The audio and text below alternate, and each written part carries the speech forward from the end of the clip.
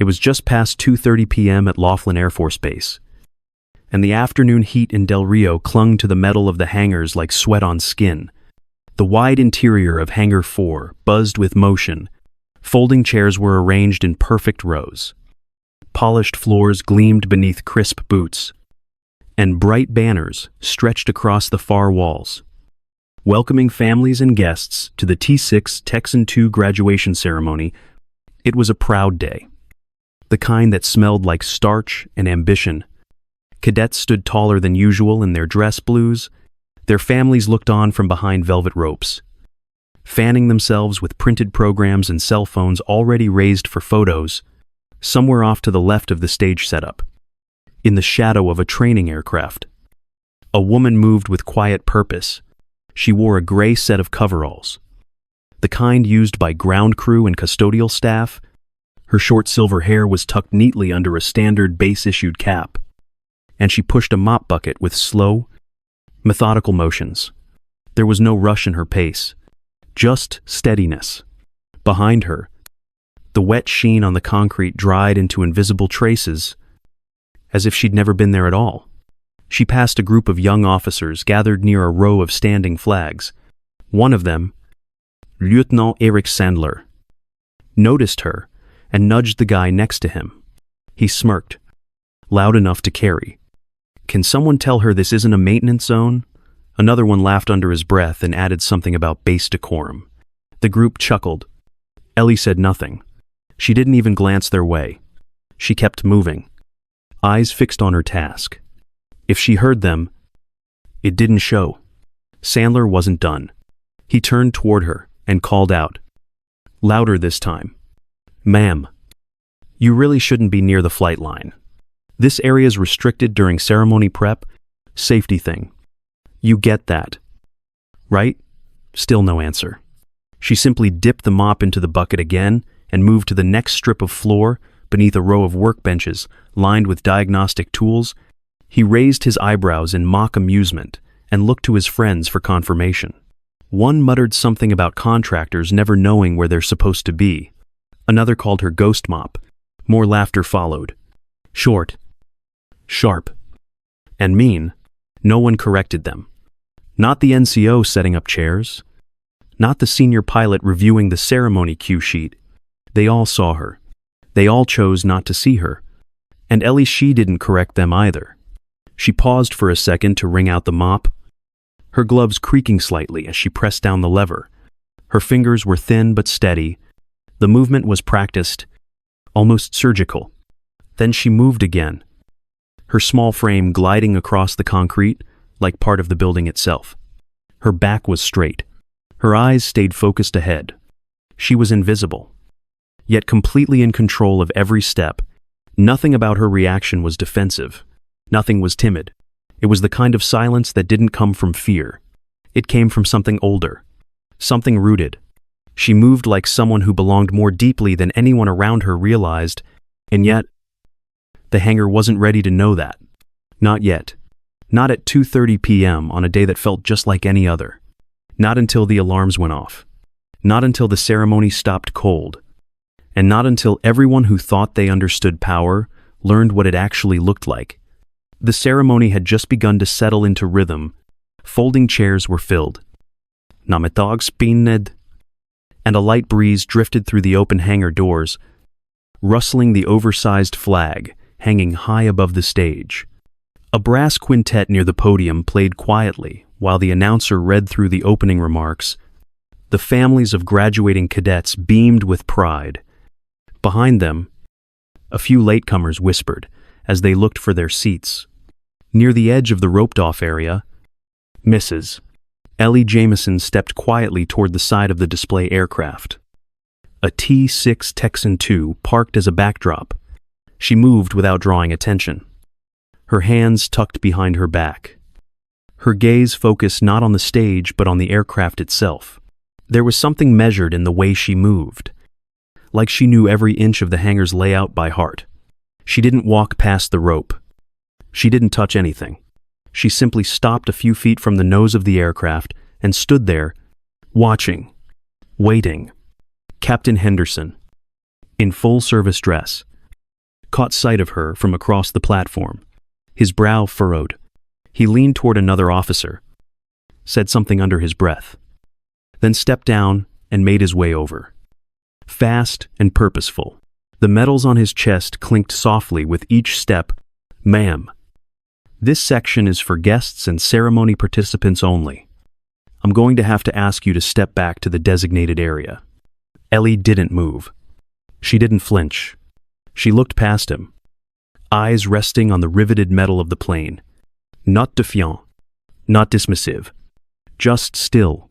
Captain Henderson's tone tightened. "Only uniformed officers and invited guests are permitted in this area during the proceedings. I need you to return behind the barrier now." His voice carried. A few rows of attendees turned their heads. A cluster of junior officers standing nearby exchanged looks, one of them letting out a short laugh through his nose. Another leaned in with a grin and whispered something that earned a few chuckles. She must think she's somebody. She still didn't move.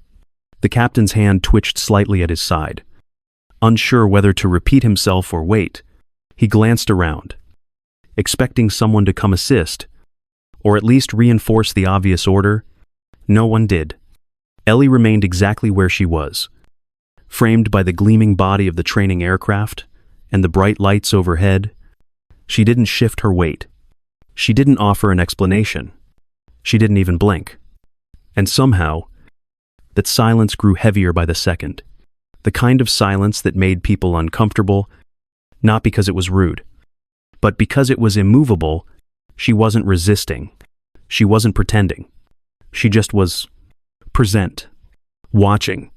To the casual observer, she looked like someone out of place, outdated, misassigned. But there was something underneath it. Something that didn't quite fit the janitor's coveralls, or the way people stared at her like she didn't belong.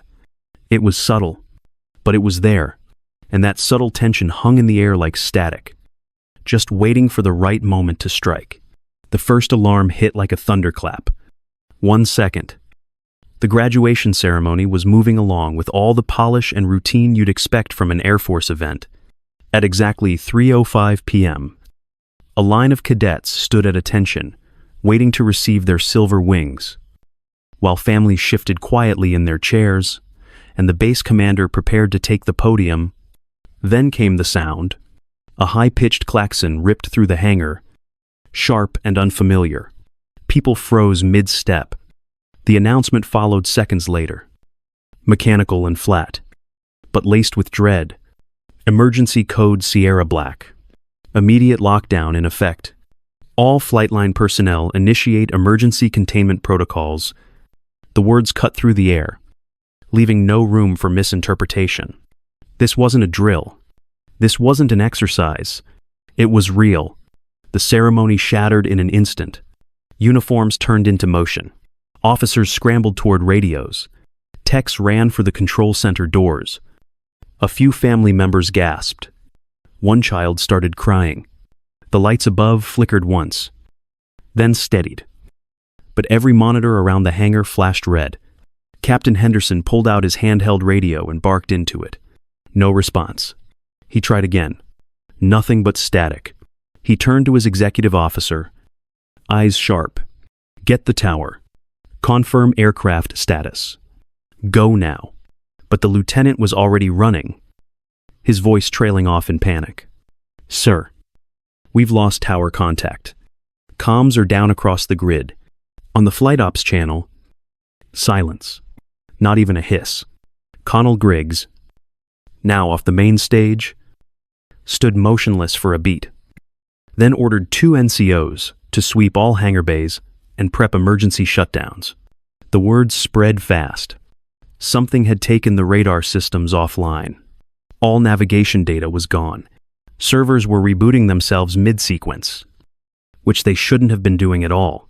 Worse, a single T-6 Texan II had been airborne during the ceremony. A catted on a solo evaluation flight? No contact. No transponder response. Just gone from the screen. Someone shouted from across the hangar. "We've got a ghost bird. She's out there with no way home." Murmurs turned to shouting. Cadets grabbed tablets and ran toward ops panels, trying to reset signal relays. Staffers dug into manuals, flipping pages by memory. Officers snapped commands, but none of them seemed to be sticking up. It was like watching a fire team with no squad leader. All instincts and no strategy. Captain Henderson paced by the podium, yelling for power redundancies to be rerouted. The comms officer tried to cycle the tower relay but couldn't get past the security layers. One junior tech said something about a cascading logic failure. Someone else muttered about the primary cooling loop being offline. Too many voices. No coordination. Every second felt like 10. The crowd had been escorted back, but they hadn't left. They watched from behind the safety tape, unsure if they should be worried or terrified. Some of the newly pinned pilots were still frozen in place, the weight of what might happen sinking in with each passing moment. And through it all, Ellie Jameson didn't move.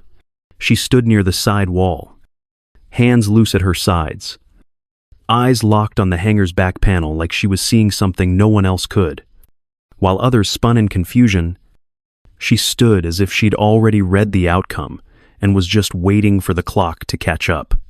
No one noticed her yet, but the storm had arrived, and every layer of leadership currently standing was already in over their heads, while everyone else shouted, ran, or froze. Ellie Jameson moved. She didn't look hurried. She didn't ask for permission. She simply turned on her heel and walked with complete calm toward the far corner of the hangar, past the rows of frozen officers, past the stack of flight manuals, past the panic. Her steps echoed lightly across the floor. A few people turned, confused by the sight of the woman they thought was just a janitor heading into restricted space. No one stopped her. No one knew what she was doing. But something in the way she moved made even the most confused enlisted techs step aside without a word. She approached a gray steel access panel mounted on the far wall, halfway hidden behind an old maintenance locker. Most people on base didn't even know it existed. She reached down, pressed her thumb against a worn biometric plate, and waited. There was a soft click. The panel door opened. Inside was a bundle of cables, a row of analog toggles, and a narrow inset terminal with a faded green screen. Dust layered the edges, but the equipment inside was pristine, preserved like a fossil no one thought they'd ever need again. She didn't hesitate.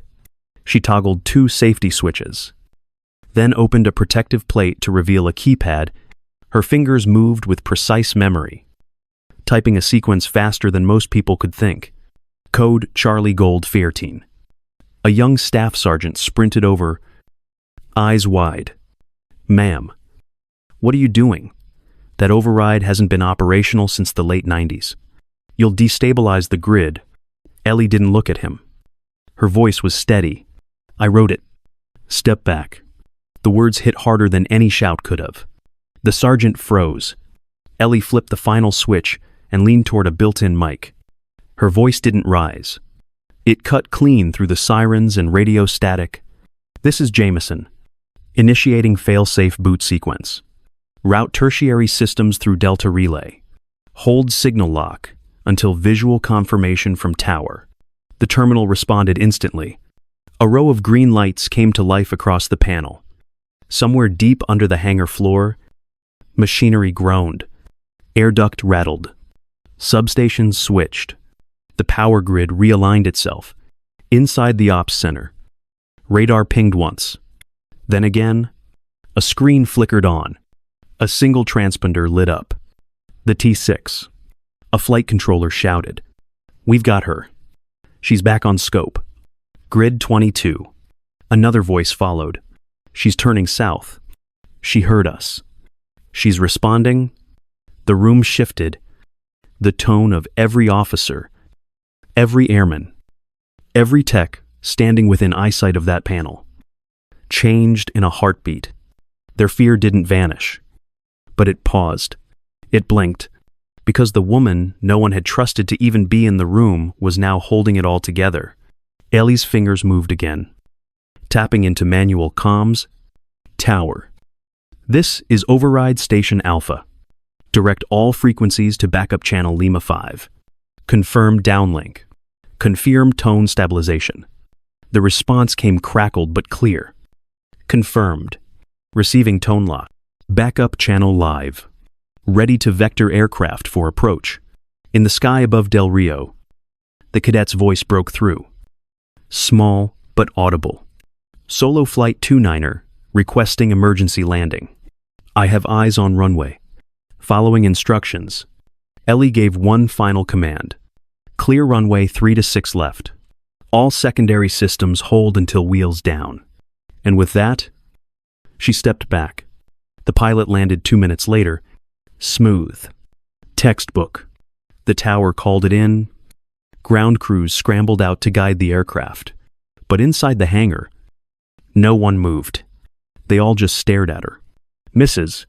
Ellie Jameson, in her faded coveralls and soft-soled work shoes, standing calmly next to a terminal no one had touched in 20 years.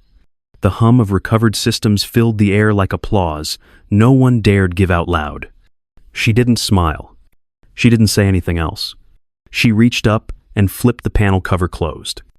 Sealing the override behind its old steel door, order had returned, but everything was different now, because the quiet woman they'd ignored had just saved them all. And she'd done it without raising her voice, without taking credit, without asking anyone for anything. The lights came back with a soft hum, steady and full. The klaxon was gone. The air inside the hangar felt heavier now, like the weight of what just happened hadn't fully settled yet. For a long moment, no one spoke. They just stood there, watching her. Ellie Jameson stood near the closed override panel, her hands at her sides. Expression unreadable. The silence was no longer awkward. It was reverent. Across the hangar, the sound of slow, deliberate footsteps echoed over the polished concrete. Colonel Anthony Griggs stepped forward. His uniform still sharp, but his face harder than it had been minutes earlier. He didn't look at the aircraft. He didn't look at the systems. He looked only at the officers who'd spoken loudest before. Captain Henderson straightened his posture and opened his mouth, as if to speak. The colonel raised one hand slightly and stopped him cold. For the last 10 minutes, Griggs began. You've watched this woman stand silently in your presence. You questioned her. You dismissed her.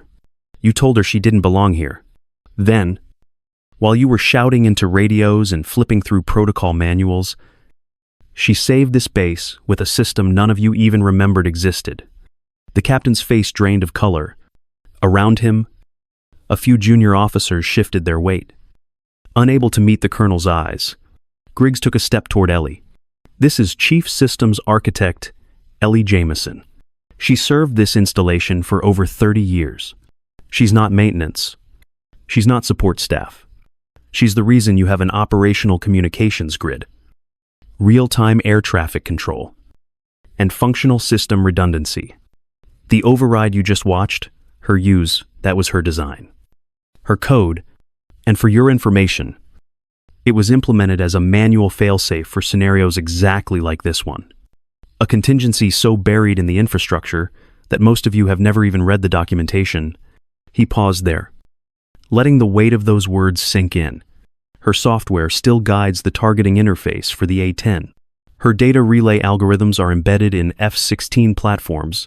She designed our primary base defense logic from the ground up.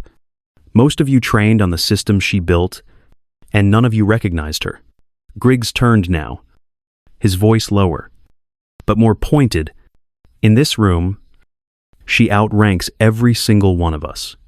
Not by rank, but by relevance. The words cut clean through the space. No one moved. No one dared speak. Ellie didn't react. She stood the same way she had when this all began. Quiet, still, present. But now, everyone saw her differently. Captain Henderson stared at the floor. He looked like he wanted to disappear. Griggs looked back toward the stage. Then he faced the rest of the crowd and said only one thing more. You're all lucky she didn't decide to walk away before she fixed it. Then he nodded once to Ellie. She gave the smallest nod in return. Nothing more. Justice had arrived, and it didn't need applause. The story spread fast, but not through official channels. It passed from one whispered conversation to the next. In the chow hall, in the hangar at shift change, in the low hum of server rooms and the quiet benches outside the barracks at night, nobody sent an email. Nobody needed to. Everyone on base knew what had happened during Code Sierra Black. They knew who had brought the systems back, and they knew how close it had all come to going another way. A few days later, Lieutenant Eric Sandler found her in the most unremarkable place on base, deep inside a server maintenance bay. She was seated on a low stool, sleeves rolled up, tracing a wiring diagram on a tablet, while a set of processors hummed around her like insects in a jar. She didn't look up when he entered. She didn't need to. He cleared his throat and started slowly. Said he was sorry. Said he was wrong. That he hadn't known. That he'd made assumptions. His words were quiet, heavy. She listened without turning. When he finished, she set the tablet down and finally looked at him. Assumptions are like bugs in code. You fix them, and then you move on. She didn't smile. She didn't offer comfort, just a truth. And then she went back to work. In the weeks that followed, someone printed a photo taken moments after the emergency was resolved. In it, Ellie stands near the sealed override panel. Her back is turned slightly, her face calm. Behind her, the base flickers back to life. The photo was pinned to the command center bulletin board. No caption. None needed. Months later, when a new class of second lieutenants arrived, one of them saw the photo and made a flippant remark. Some civilian engineer must have wandered into the wrong room. A senior master sergeant sipping coffee nearby paused, looked at the photo, then at the young officer. Let me tell you a story. And so it began again. Some legend don't need rank, or medals, or ceremony. Some are written in silence, and passed on by those who remember.